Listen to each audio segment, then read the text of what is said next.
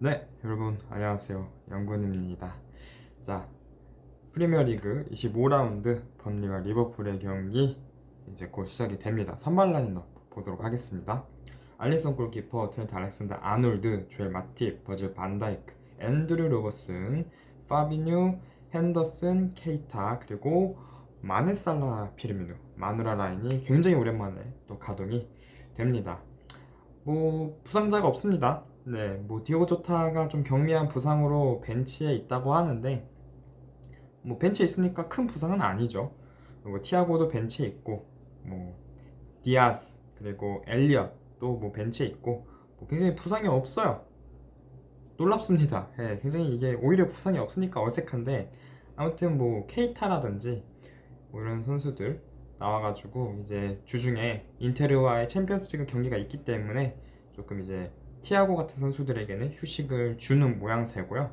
그리고 마네가 뭐 돌아온 지 얼마 안 됐어요. 사실 세네갈 우승했고 네이션스컵에서 우승했고 또 우승 세레머니를 하느라 이제 레스터전에는 참여를 하지 못했는데 지금 뭐 돌아오자마자 바로 선발입니다. 예, 살라는 벤치였었는데 이제 선발이고 근데 마네는 뭐 벤치 덕분에 바로 선발이에요. 뭐 아무래도 세네갈은 비교적 좀 덜 터프한 일정을 치렀기 때문에 또 가능했던 일이 아닐까 싶은데 아무튼 뭐 우승한 만에 과연 어떤 모습을 보여줄 수 있을지 또 기대가 됩니다. 자, 그럼 경기 전반 보고 오도록 하겠습니다. 들어갑니다. 바비뉴. 야, 코너킥에서 득점이 나오네요. 파비뉴를 완전 놓쳤어요. 번리 수비진들이. 네, 번리와 리버풀의 프리미어리그 25라운드 경기 전반전이 끝이 났습니다. 전반전은 1대 0으로 일단 리버풀이 파비뉴의 선제골로 앞서 나가고 있습니다. 네, 일단 리버풀이 앞서고 있긴 하지만 사실 뭐 뒤에서 후방 빌드업이 그동안 해왔던 것처럼 물 흐르듯이 잘 된다라는 느낌은 이번 경기에서 느껴지지 않았어요. 일단은 여러 가지 이유가 있는데 첫 번째는 일단은 오늘 너무 날씨가 안 좋아요. 저기 번리 날씨가 오늘 뭐 비바람이 다 아주 거세게 불고 있기 때문에 선수들이 그라운드에 적응을 하고 또 이 환경에 적응을 하는 데 있어서 좀 어려움을 보이고 있습니다. 그리고 뭐 바람이 뭐 왼쪽으로 불었다 오른쪽으로 불었다 지금 뭐 중구난방으로 불고 있거든요. 그래서 이런 부분들에서 좀 애를 먹고 있다라는 거고요. 그리고 이제 두 번째는 번리가 생각 이상으로 좀 압박을 강하게 걸고 있어요. 비 오는 날 이렇게 개처럼 뛰면은 금방 지칠 텐데 아무튼 뭐 무슨 자신감이 있어서 열심히 뛰고 있고 근데 어쨌든 뭐 리버풀이 후방 빌드업을 효과적으로 좀 저지를 하고 있다라는 점에서는 나름 효과는 봤다. 하지만 전반전에서 실점을 한 상황에서는 결국에는 좋은 플랜으로 귀결되지는 않았다라고 좀 정리를 할 수 있을 것 같아요. 그리고 세 번째는 지금 뭐 파비뉴를 제외한 핸더슨 그리고 나비 케이타의 폼이 그렇게 좋아 보이진 않습니다. 그리고 아놀드까지 해서요.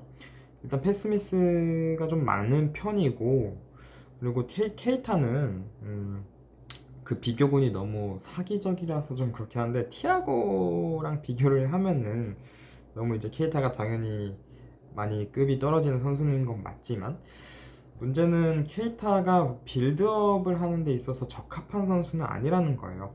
예를 들어서 우리가 지난 노스웨스트 더비에서 나비 케이타가 득점을 했던 장면에서 보면은 굉장히 저돌적으로 하프 스페이스 공간을 침투해서 들어가는 움직임, 공격적인 움직임을 가져갑니다. 그런 부분, 그런 움직임을 주고 그런 롤을 부여했을 때 나비 케이타는 좀 더 빛나지. 너는 좀 더 중원에서 공을 쓸어 담고 또 빌드업에 지원을 해주는 빌드업의 기점이 돼주는 이런 역할을 부여를 해라 그런 역할을 맡아라 라고 해서 그거를 주기에는 패스를 할 수 있는 능력이 좀 제한적인 선수예요. 롱패스의 정확도라든지 또 패스기를 보는 눈이라든지 이런 것들은 좀 티아고에 비해서 많이 떨어지는 선수이기 때문에 개인적으로 지금 서 있는 롤에서는 뭐 탈압박이라든지 이런 부분에서는 좀 괜찮을 수 있겠지만 그 외면에서는 뭐 바이날둠이랑 다를 건 없다. 라고 저는 생각을 하고, 오히려 바이날돔이 좀 더 수비 가담에 있어서는 적극적이고 또 좋았기 때문에 바이날돔이 더 나았다라고 볼 수 있겠죠. 그래서 지금의 클롭의 전술에서 케이타가 뛸 만한 자리가 없다라는 게 일단 가장 큰 문제고요. 그 다음은 뭐 핸더슨이 일단 뭐 부상이 좀 있습니다. 경기 중에 좀 가격을 당해서 부상이 있는데, 뭐 한번 하프타임 때 체크를 하고 교체를 하든 말든 하겠죠. 그리고 일단 피르미노도 좀 더 영향력을 높여줘야 돼요. 좀 더 내려와가지고 선수들이 압박을 당하고 있을 때 그거를 풀어줄 수 있는, 그런 수적 우위 그리고 움직임을 좀 더 잘 활발하게 가져가 줘야 됩니다. 그래서 그런 부분들이 부족했기 때문에 전반의 후방 빌드업이 원활하게 이루어지지 않았었고요. 그렇지만 득점을 했다라는 거는 너무 큰 이점을 들고 리버풀이 후반전을 맞이하는 겁니다. 물론 그렇다고 해서 리버풀이 무조건 이기냐? 그건 또 아니에요. 일단 한 골 차이기 때문에 굉장히 좀 조심을 해야 되고, 또 번리도 어쨌든 한 방이 있습니다. 중거리 슛이 있는 선수도 있고 또 세트피스에서 위협적이고, 그리고 계속해서 지금 제이 로드리게스, 뭐 막스웰 코르넷, 그리고 이번에 새로 영입된 베호르스트 선수가 계속해서 리버풀의 뒷공간을 호시탐탐 노리고 있거든요.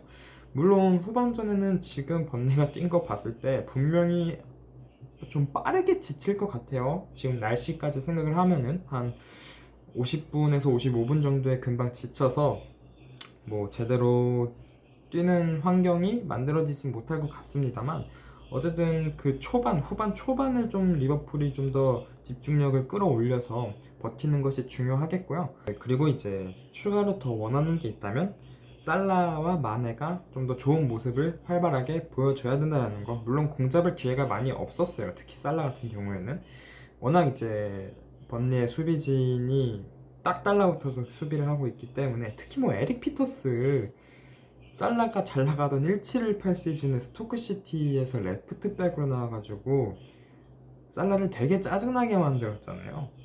그만큼 이제 끈덕지게 데인마크 수비에 있어서는 좀 좋은 모습을 보여주는 피터스이기 때문에 살라가 많이 애를 먹고 있는데, 아무튼 뭐 이런 부분들을 좀 잘 해야죠. 교체를 통해서든 아니면 뭐 전술적인 변화를 통해서든, 아니면 선수들의 좀 더 기량 업그레이드를 통해서든 이거를 좀 더 타파를 해서 한 골 정도만 더 넣어주면은 승리를 좀 가져올 수 있지 않을까 하는 생각이 듭니다. 그래서 과연 후반전에 양팀 또 어떤 경기를 펼칠지 한번 보고 오도록 하겠습니다. 네, 프리미어리그 25라운드 리버풀과 번리의 경기는 리버풀이 1대 0으로 바비뉴의 득점에 힘입어서 끝이 났습니다. 일단은 뭐 전반전, 후반전 경기 양상이 그렇게 막 다르진 않았고요. 일단은 리버풀이 좀 많이 에너지 레벨이 떨어졌다. 특히 이제 공격진 쪽에서 에너지 레벨이 많이 떨어졌구나라는 것을 느꼈고, 후반에 티아고가 핸더슨과 교체 투입이 됐습니다. 근데 확실히 역시 티아고가 들어오니까 경기가 너무 잘 풀린다. 그나마 좀 풀렸다. 라는 게 느껴졌었고, 그리고 이제 케이타 얘기를 좀 전반 그 하프타임 때 이어서 해보자면은, 라이프치 시절 때는 이제 하센리틀 감독 밑에서 4-2-2 포메이션인데, 그때 이제 투볼란치 역할 맡았는데 당시에는 굉장히 자유로운 롤이 부여가 됐었어요. 물론 그 중계 중에 해설위원님께서도 말씀을 하셨지만 되게 좀 자유롭게 너 하고 싶은 거 다 해! 라는 역할이 부여됐었지만, 리버풀에서 중원은 무조건 역할이 어느 정도 고정이 돼 있어요.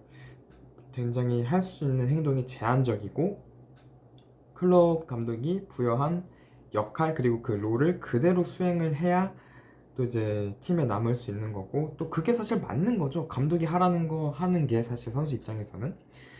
근데 어쨌든 클럽 감독도 어느 정도 알고 있어요. 케이타가 좀 더 자유로운 롤에서 좋은 활약을 보여줄 수 있다라는 것을 알고 있어요. 그래서 그런 부분 때문에 그나마 이제 좀 왼쪽 혹은 오른쪽 윙어 자리에 있는 선수들이 그나마 좀 자유로운 롤을 부여받는 스타일이거든요. 그래서 이제 한동안 이제 케이타가 왼쪽 윙어로 나오기도 했었죠. 왜냐면 오른발 잡이니까. 근데 뭐 케이타가 윙어는 아니니까 전문 윙어는 아니니까 그렇게 막 잘하진 못했는데, 아무튼 케이타는 지금 리버풀에서 못하는 게 좀 당연한 거예요. 지금 클롭 감독의 이런 것들을 잘 수행하지 못하고 있는 거고, 어떻게 보면 그런 부분에 있어서는 확실히 실패한 영입이다라고 볼 수 있겠죠. 왜냐면은 결국에는 리버풀의 클롭 감독의 전술에 적응을 하지 못한 거니까.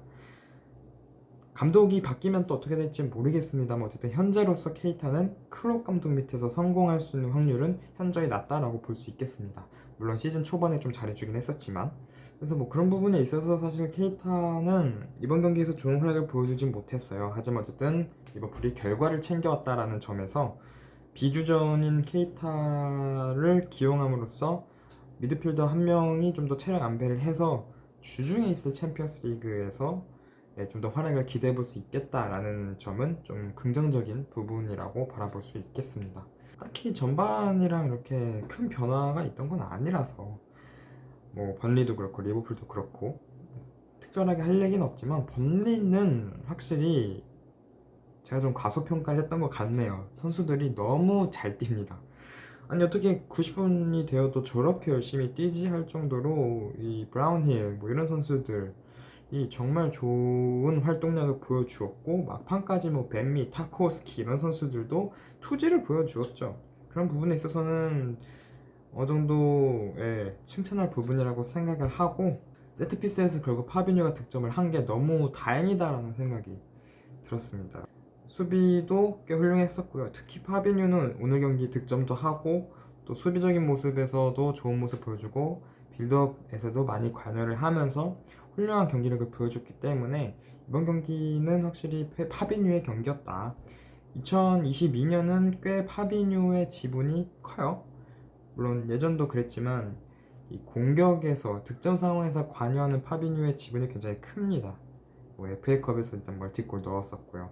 이번 코너킥에서도 좀 넣었었고, 또 최근에 또 한 골 넣었던 걸로 기억을 하는데, 뭐 아무튼 파비뉴가 앞으로도 이번 시즌 내내 점점 좋은 활약을 보여줘야 될 것 같고요.